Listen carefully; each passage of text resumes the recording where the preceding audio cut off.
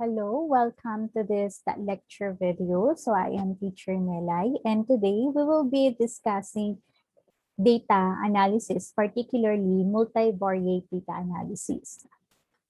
So this is the different multivariate data analysis or statistical tool which is arranged according to the purpose. Like for letter A, dimension reduction in diagnostics. So you can use reliability analysis, factor analysis, cluster analysis. For letter B, explanation. So if the objective is explanation, so you can use factorial, repeated measures, analysis of variance, then covariance, and log linear.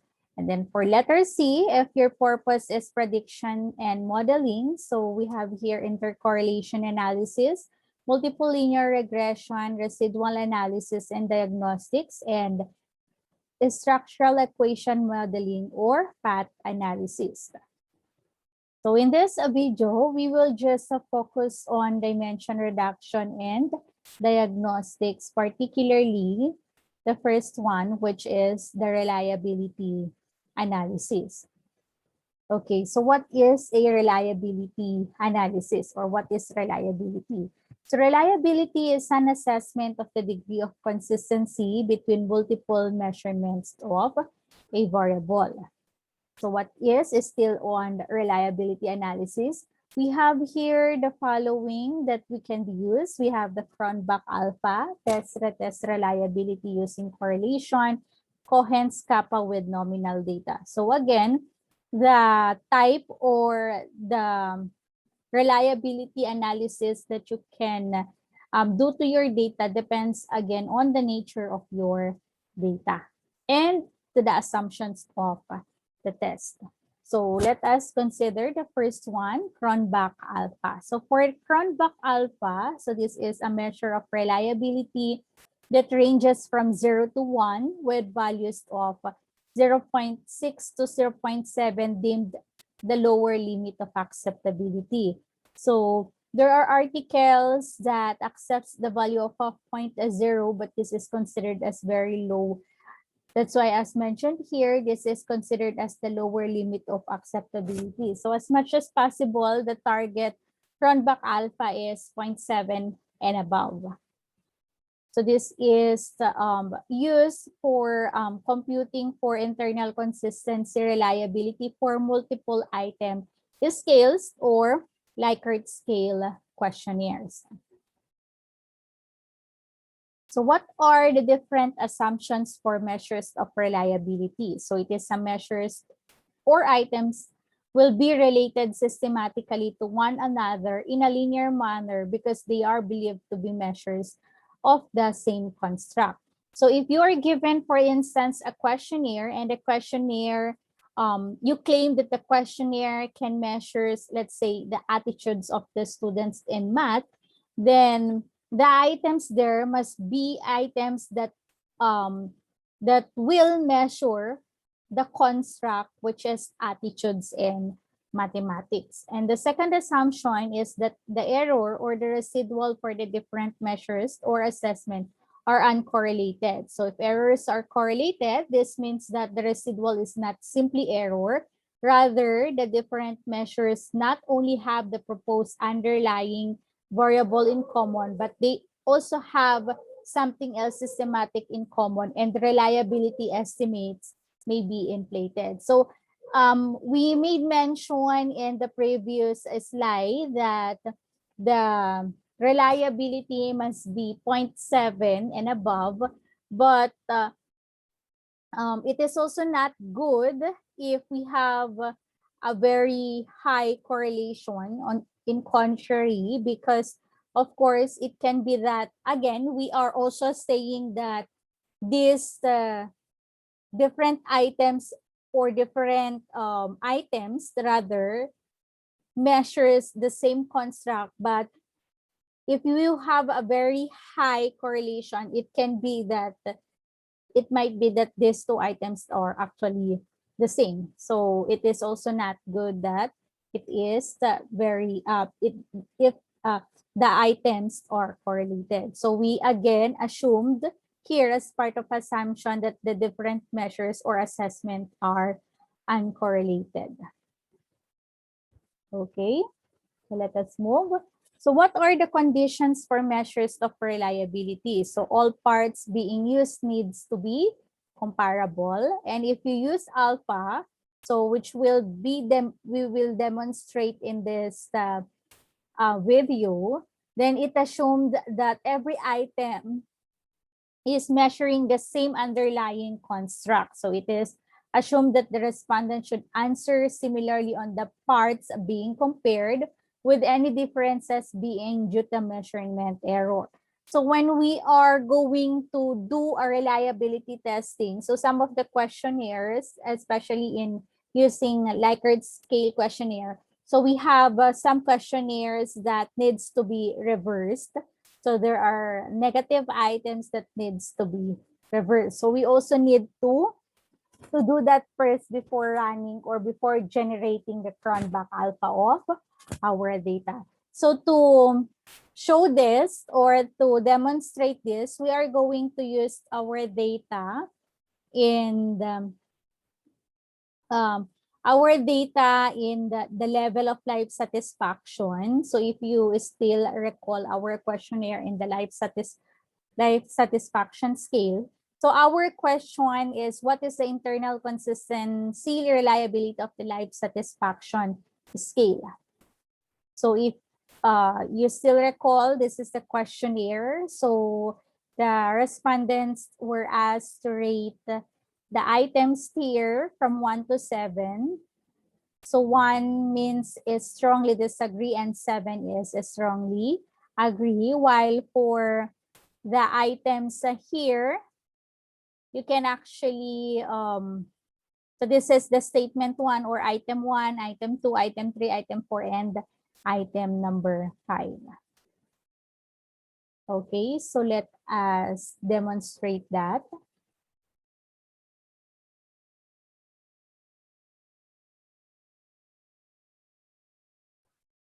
So we need to open our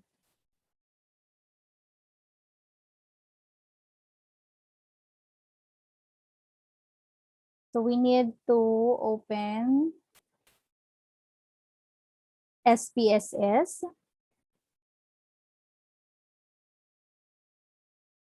So our objective is to use our data set or our dummy data for life satisfaction to determine the internal reliability. Okay, so I have here the data. This is the data, item 1 until item number 5.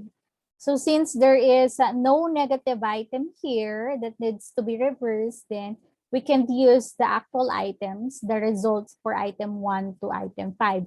Remember that when we are using the Cronbach alpha, we have to analyze or to check for the reliability using the responses in each of the items and not the overall sum or mean, whatever is the analysis that you use to determine the level of life satisfaction. So here is the procedure. So you have, of course, assuming that you have already gathered your data and encoded your data in SPSS, PSPP, or in Microsoft Excel and transferred here in SPSS, then you can click Analyze, Scale, and Reliability Analysis. So again, click Analyze, Scale, Reliability Analysis.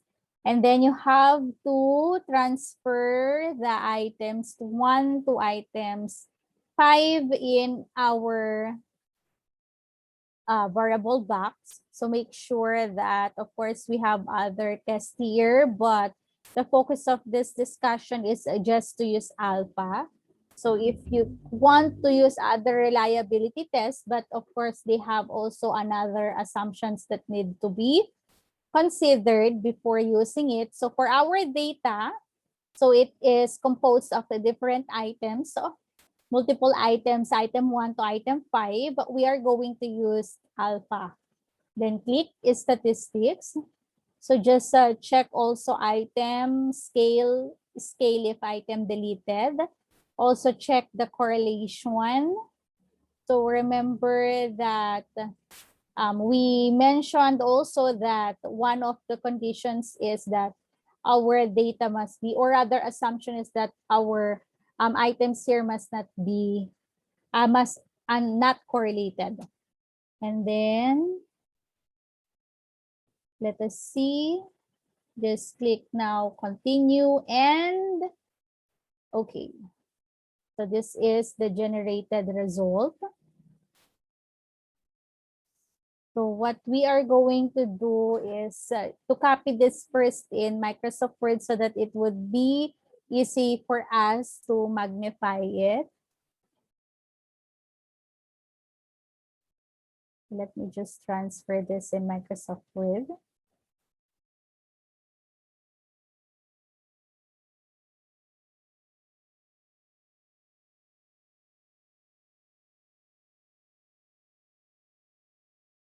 Okay. So here is the result. So the value of our Cronbach alpha is 0.659. So let us move. So we have 5 items. So the values of the mean, so these are the descriptive statistics, the mean and standard deviation of our data. So if you're going to compute for the average of item 1 or the mean of item 1, it is 0.45833. And until item 5, it is 4.3478. So we also have here the inter-item correlation. So if we are going to look at the values, so we have 0.5, 0.4, 0.3, 0.3, 0.5. So highest is 0.5. So we can consider that it's not correlated. Except of course for item 1 and item 1. So that is not included, or item 2 to item 2. So we are looking at these values. And then let us move. So for item total statistics, so what is important here is we have here the corrected item total correlation. So this is the corrected item total correlation. So as much as possible, this must be 0.4 and above. So we have here a very low value of item 5, which is negative 0.54. And if you look at the last column here, this is the Cronbach alpha if item deleted, which means if we will delete item number 5, the reliability will increase from its original, which is 0.659 to 0.764. And let's move. So this is the overall mean and standard, the overall mean and variance, and also the standard deviation if you will compute for all the responses in item 1 to item number 5. So in interpreting this, what is important here is, of course, the value of the Cronbach alpha.